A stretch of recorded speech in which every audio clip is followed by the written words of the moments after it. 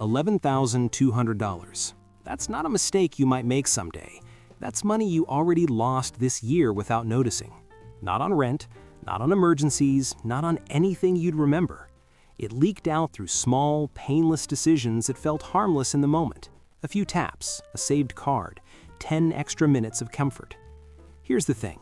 You didn't overspend. You were engineered to. This isn't about being lazy, bad with money, or lacking discipline. It's about a system designed to remove friction so your brain never slows down long enough to say no. And the scariest part isn't the $11,200. It's that everything stealing it from you is marketed as making life easier. So let's talk about what this convenience tax actually is and why it's quietly becoming the most expensive habit you never chose. The convenience tax isn't a fee you see on a receipt. It's a system. It's the extra money you pay when something is designed to be fast, easy, and effortless, even when you didn't need it to be. Food delivered instead of picking it up yourself, rides instead of walking, subscriptions instead of one-time buys. Now wait, none of these are bad on their own. That's what makes this tricky. The real cost isn't the service, it's the speed. Convenience removes friction, and friction is the tiny pause where your brain asks, "Do I actually need this?" When that pause disappears, spending becomes automatic. You stop deciding and start reacting. Here's the thing. Your brain treats convenience like a reward. Fast feels good, easy feels smart. And every time you choose it, your brain learns that comfort now is better than money later. That's how convenience quietly turns from a tool into a lifestyle. And once that happens, the math starts working against you in a big way. So let's slow it down and actually do the math. Let's do the math, because this is where most people get uncomfortable. Start with food delivery. Say you order just 3 times a week. Each order costs about $12 more than cooking or picking it up yourself. That's $36 a week, roughly $150 a month, almost $1,800 a year. Now add ride apps, even 2 short rides every week instead of walking, biking, or taking cheaper transport. Call it $20 a week. That's over $1,000 a year. Subscriptions are sneakier. Streaming, music, cloud storage, premium apps, just-in-case services. Most people are carrying at least $200 a month without realizing it. That's $2,400 a year. Now layer in convenience spending you don't track. Extra fees, impulse buys, express shipping, small why-not purchases. Another $200 to $300 a month disappears easily. Add it all up, you're looking at $900 a month without ever feeling like you spent big. That's $11,800 a year. And that's being conservative. Round it up slightly for reality, and you land right around $11,200. Not in one painful moment, in tiny, forgettable decisions that never felt like a problem. But here's the real question. Why does your brain keep saying yes to this, even when you know better? This isn't a willpower issue, it's biology. Your brain is wired to prioritize now over later, comfort over efficiency, certainty over optimization. Convenience hits all 3 at once.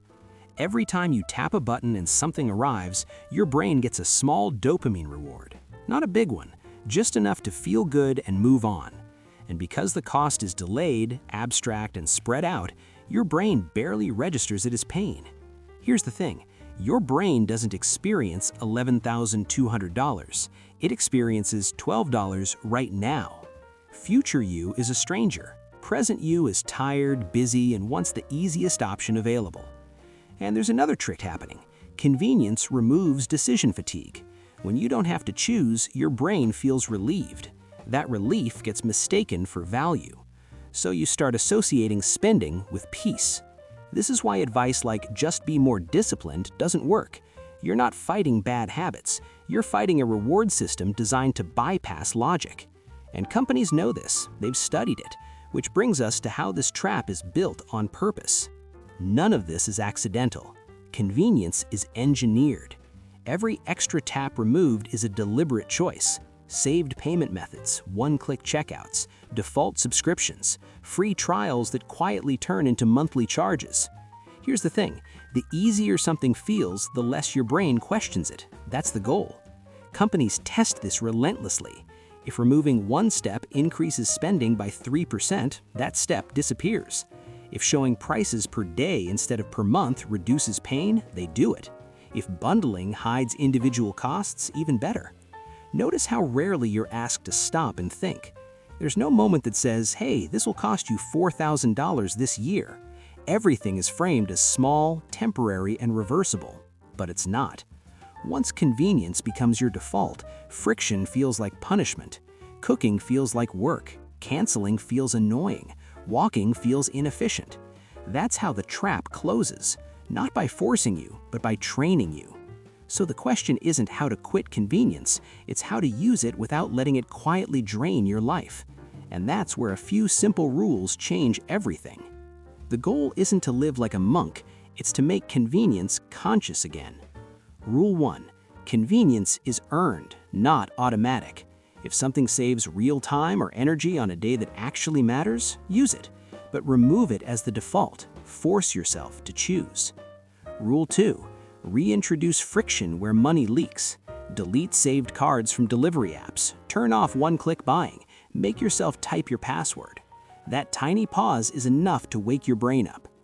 Rule 3. Cap convenience monthly. Pick a number you're comfortable with. When it's gone, it's gone. No guilt, no exceptions. Constraints create clarity. Rule 4. Batch discomfort. Cook once, eat twice. Walk more than you think you should. Cancel subscriptions in one session instead of one at a time. Make inconvenience efficient. Here's the thing, these aren't motivation hacks, they're systems. You're not relying on willpower at the end of a long day. You're changing the environment so good decisions happen by default. Convenience should serve your life, not replace it. And once you see it that way, the $11,200 stops feeling inevitable. And that leads to the most important reframe of all. Convenience isn't the enemy, unconscious convenience is. The problem was never the food, the rides, or the apps. It was letting speed decide for you over and over without realizing the cost. That $11,200 number isn't meant to scare you, it's meant to give you power. Because once you can see it, you can interrupt it, and interruptions compound just as fast as bad habits do. You don't need to cut everything, you don't need extreme discipline. You just need to slow the system down enough to let your brain back into the conversation. Here's the thing, money doesn't disappear because you're bad with it. It disappears when decisions stop feeling like decisions. Make convenience a choice again, and suddenly that tax you thought was unavoidable becomes optional.